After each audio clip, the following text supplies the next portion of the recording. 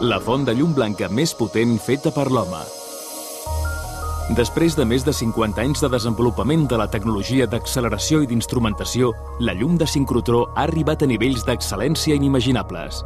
El Laboratori ALBA és una de les instal·lacions de llum de sincrotró més modernes. Però què és una font de llum de sincrotró? És un complex d'acceleradors, la funció del qual és produir llum en una àmplia gamma de longituds d'ona i amb la major brillantor possible.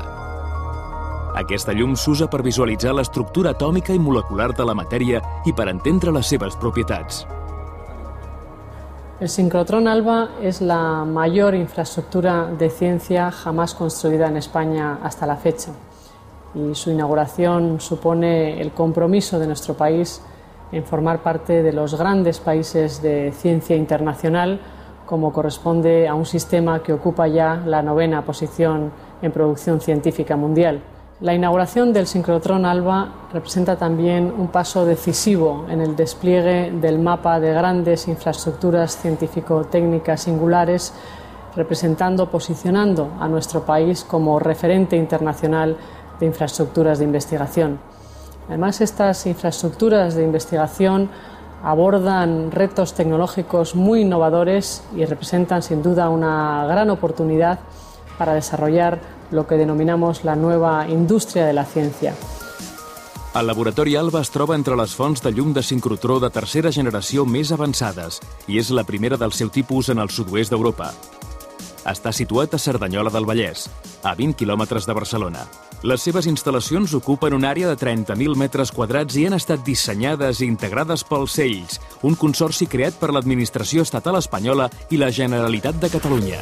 La font de llum del sincrotró ALBA és una gran infraestructura científica i tecnològica que ha de permetre a Catalunya posicionar-se com a una àrea de referència en la recerca i en la tecnologia en el sud d'Europa.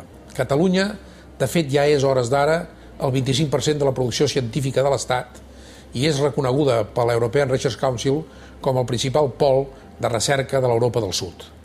Una infraestructura d'aquestes característiques ha de permetre captació de talent internacional, ha de permetre als nostres científics i tecnòlegs millorar en la seva eficiència investigadora i ha de permetre al conjunt d'empreses d'aquesta àrea, que és molt diversa, utilitzar aquest instrument per fer innovació, per crear patents i, en definitiva, per ajudar a aquesta àrea a fer el pas definitiu cap a una economia basada en el coneixement i en la creativitat. De cara a produir la llum de sincrotró, els electrons han de viatjar a velocitats properes a la de la llum. Aquest viatge comença en l'accelerador lineal LINAC, on es crea el feix d'electrons. El acelerador lineal es el primer acelerador de ALBA. En él se crea el haz y se le acelera hasta 100 megaelectronvoltios. El haz se crea extrayendo los electrones de un metal calentado hasta 1000 grados y bajo un potencial de 90 kiloelectronvoltios. Y se le acelera con una potencia de radiofreqüència de 50 milions de vatios. Els electrons comencen el seu recorregut circular a l'injectar-se en el segon accelerador, el propulsor. El propulsor d'ALBA és un accelerador circular que té una circunferència de 250 metres i s'utilitza per accelerar electrons. Els electrons arriben des del LINAC amb una energia de 100 megaelectronvolts i al cap de 160 mil·lisegons abandonen el propulsor amb una energia de 3.000 megaelectronvolts. Una vegada arriben a la seva energia nominal, els electrons s'injecten en un tercer accelerador, l'anell d'emmagatzematge. L'anell d'emmagatzemament, de 270 metres, és l'accelerador principal d'ALBA. En ell, els electrons es mouen a velocitats properes a la de la llum. Quan la trajectòria dels electrons es corben als imants dipolars, produeixen la llum de sincrotró que es fa servir en els experiments. La grandària d'aquests feix de llum és molt menor que una dècima de mil·límetre. Per poder accelerar els electrons a aquestes velocitats, les instal·lacions exigeixen un sofisticat i precís sistema de control i de buit. The vacuum is very essential in the operation of a synchrotron. The pressure inside the vacuum chamber must be similar to that in the outer space. The need for vacuum in order to avoid that the electrons in the high speed of interaction with the molecules inside the vacuum chambers, as this could cause the loss of the energy. Els electrons han arribat a la velocitat adequada per començar a emetre els polsos de llum de sincrotró que seran enviats a les estacions experimentals.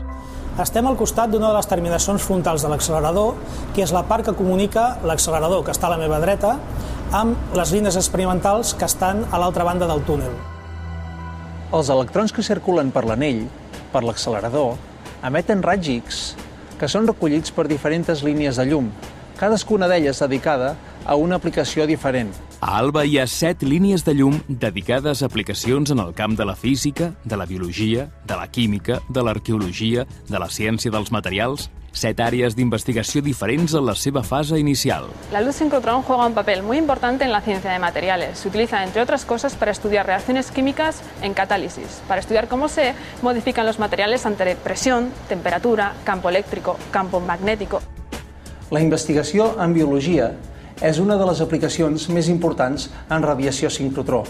Molt en particular, el descobriment i trobada de noves estructures en biologia, com ara les proteïnes o àcids nucleics, ha estat gràcies a la radiació sincrotró. La luz sincrotrón se puede aplicar al estudio de dispositivos microelectrónicos y casi nanométricos. Por ejemplo, estos dispositivos muy pequeños que tenemos en los ordenadores y en los teléfonos móviles se pueden estudiar con un microscopio que funciona con luz sincrotrón, viendo cosas tan pequeñas como unos pocos nanómetros, que es una millonésima de milímetro. De esta manera podemos aprender cómo hacer estos dispositivos más rápidos, más pequeños o más fáciles de fabricar. ALBA, una aposta ferma per la ciència i la innovació. Per seguir millorant la nostra manera de viure. ALBA. Benvinguts al futur.